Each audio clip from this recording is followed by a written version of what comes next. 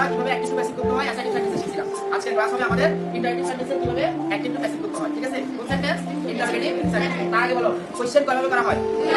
কি কি? Yes no question.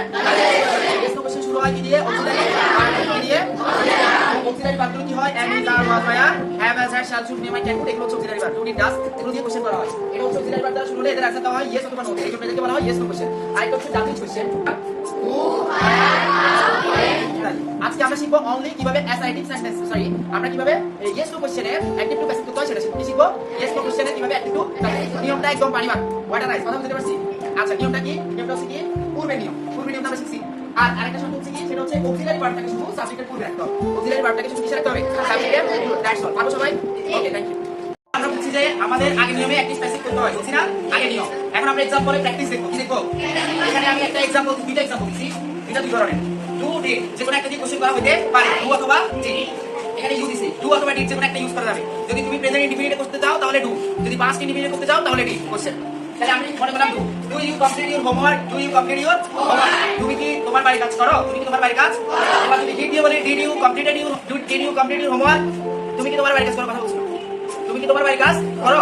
তাহলে এখানে এসে আমরা বুঝতেছি ডু দিয়ে কোশ্চেন করা মানে V1, বলো V1 হলে আমরা কারেন্ট দিই, ডিড দিয়ে কোশ্চেন হলে কারেন্ট দিব।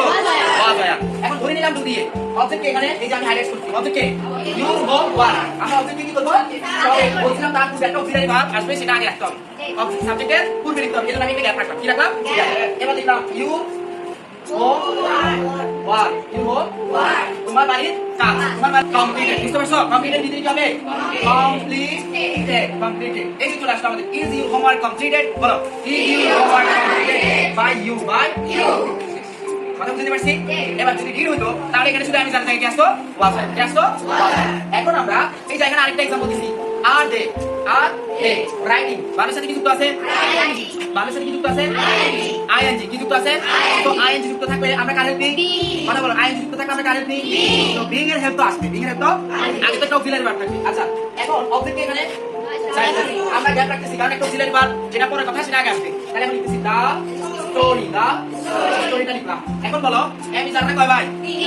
তাহলে কি আসবে? দেখো ইজ কি আসবে? তাহলে এম ইজ থেকে আগে কি আসবে? ইজটা এখানে লিখলাম, সেটা এখন কোথায় লিখবো? সাবজেক্টের পূর্বে। সাবজেক্টের এই হলো আমাদের কি ইন্টারোগেটিভ করার নিয়ম। এবার আসি কাজের দিব ভার্বের সাথে যুক্ত থাকলে কাজের দিব এই যে বিংটাকে এখানে লিখতেছি বি।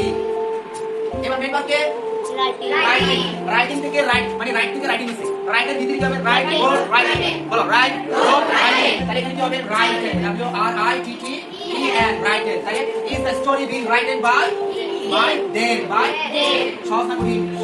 আগে নিয়ম শুধু অক্সিলারি ভার্বটাকে সামনে করলে হয়ে যাচ্ছে। তোমরা কি সব বুঝতে পারছো? ওকে, থ্যাংক ইউ।